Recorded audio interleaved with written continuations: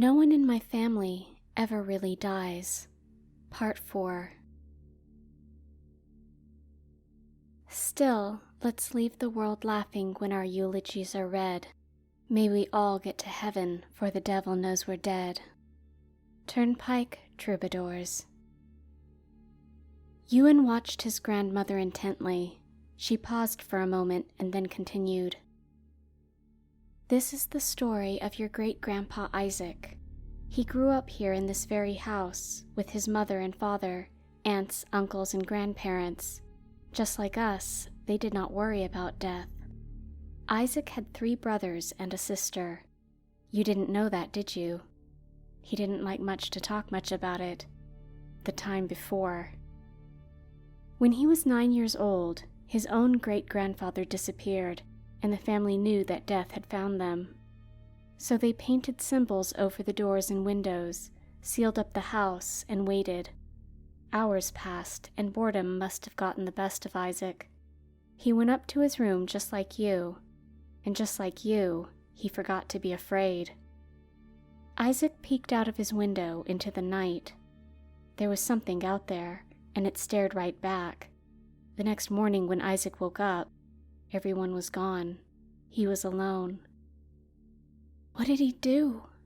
Ewan asked breathlessly. What could he do? She replied. He was just a little boy, all alone and terrified. He moved some pillows and a blanket into the little pantry off the kitchen, and that's where he slept, crying himself to sleep most nights. He blamed himself, and he missed his family terribly. Ewan sat deep in thought. It's hard to imagine Grandpa Isaac crying. He's never been afraid of anything. That made Hester smile, but pain came with remembering as well. For a moment she thought of her husband and the life they had shared together. Pushing her own sadness aside, she continued, hoping he hadn't noticed the tears beginning to form. Ewan needed to be strong now. Well, she said, how do you think he got to be so brave? The strongest steel is forged from the hottest fire. Those hardest of times, that's what made him so strong. Climbing onto his grandma's lap, Ewan said, I'm so glad you're here with me. She looked sadly into his eyes. Well, that's the hardest thing, my dear. I won't be able to stay. Just this night to get you settled. I'll be gone by first light. What? Ewan panicked. No, you can't go. Please, I don't want to be alone. I'm afraid I have no choice, my love, she said, holding him close as time passed and quietly humming a song that she used to sing to him as a baby. Ewan didn't understand why she had to go. I suppose no little boy can ever really be prepared for something like that. His grandma was here now, but by morning she would be gone. She took his chin into her hand and smiled once more. Now I'm going to dish us out 2 big bowls of ice cream, and after we finish, we've got some work to do. They ate their Rocky Road ice cream while Grandma Hester shared stories from her childhood. She even got a couple smiles out of Ewan. When they finished, the great tour of the house began. First, they visited the little nail in the closet where she kept the key to the old trunk in the attic. The books and drawings were inside, explaining how to make the markings over every door and window. The fresh vial of thick glass was carefully filled to the brim with swirling liquid, wrapped and tucked into a pocket of the trunk. Also included were the handwritten instructions on how to make more. She even gave him a business card for the family accountant. He pays all of the bills every month, no questions asked. Once a month he leaves an envelope with a little cash in the mailbox. If you need anything, if any problems arise, call him. Lastly, they walked into Great-Grandpa Isaac's room. Grandma Hester went to the top drawer of his dresser and pulled out something wrapped in old newspaper. It was a journal Grandpa Isaac had written as a boy to help him get through the solitude and loneliness. It also detailed some of the fixes to ordinary problems around the house. By the time they were finished going over things, it was nearly 3 o'clock in the morning. Despite his worry, Ewan's eyes began to drift closed, and his head began to nod gently.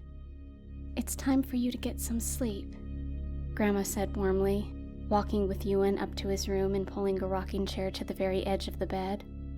He drifted slowly off as Grandma sang him to sleep from her rocker, watching over him and holding his hand for the last time. Some time passed, and Ewan's eyes opened quickly at the sound of the rapid knocking on his bedroom window. Dread fell over him like a wet blanket, wrapping his entire body with a sense of inevitability. The rocking chair next to his bed still swayed gently back and forth, but Grandma Hester wasn't there anymore. The room was empty now, and darkness hung much heavier than before. 3 more knocks. Ewan didn't want to get up. He wanted to hide underneath the thick wool blankets and wait for it all to be over. But he found himself standing and walking slowly towards the window anyway. With each step towards the foggy glass, his mind desperately tried to turn away, to run back to safety. 3 knocks, louder than before, hungrier than before. Ewan watched his own hand disobey and reach out slowly to open the window. He wanted to scream, but his body wouldn't listen. Then the nightmare ended, for now at least. He woke to heavy rays of sunlight pouring in through the bedroom window. As reality dawned, he bolted straight up and flung his head to the right and reached towards the rocker. But it was empty. The thought of this big abandoned house gripped his chest like a huge weight pressing down on him. Laying his head back down on the pillow, he stared up at the ceiling and tried not to cry. Minutes passed, and suddenly Ewan started to imagine the smell of bacon frying. It seemed almost as real as the nightmare had been. Then he heard a sound, clear as a bell and coming from downstairs. It was whistling. Ewan jumped up and ran down the back stairway to the kitchen. He took the last 4 steps at a leap and landed squarely on the black and white tiles of the kitchen floor. "Stephen!" he shouted. I turned away from the stove just in time to catch my nephew mid-leap. He was laughing through his tears when suddenly he paused and pulled back to look me in the eyes. "Will you stay?" he asked. "You can't get rid of me that easily," I answered. "But how?" he asked, bewildered. "It was Great-Grandma Hester," I said. "She didn't tell you because she wasn't sure it would work." Setting Ewan down, I grabbed 2 plates from the cupboard and filled them with bacon and scoops of scrambled eggs. Placing them down on the huge oak table, their solitude made the loss of our entire family feel almost palpable. Suddenly, I thought better of it, and we took our plates out to the front porch. Talking as we ate, I told Ewan that things would be different for a while, but we would adjust. Eventually, one or both of us would marry and have kids. Someday, maybe even grandkids. Perhaps one day the house would be filled once again with family and laughter. For now, though, it was just the 2 of us, and I asked him if that was okay. He smiled. 2 is so much better than 1. Still, I knew how empty the house was going to feel with the loss of our family. "I have an idea that I'd like to run past you," I said. "Last week, before all of this started, I noticed a sign 3 streets over. It said they were giving away free puppies to a good home. I think they were a mix of—" "For real?" Ewan interrupted. I smiled, then finished.